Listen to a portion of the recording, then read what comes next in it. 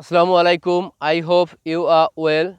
Now I want to say about direction matters more than speed.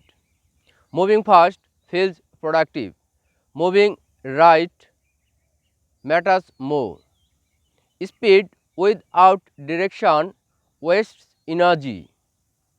Direction gives effort meaning. Slow progress in the right path still counts. Many people rush. They change plans often. They feel busy.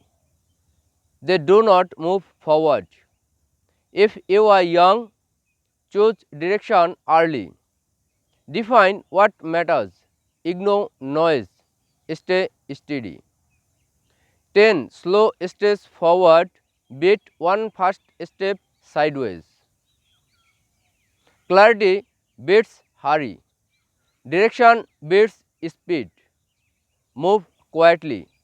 Thank you so much for giving your most valuable time. Stay safe. Assalamu alaikum.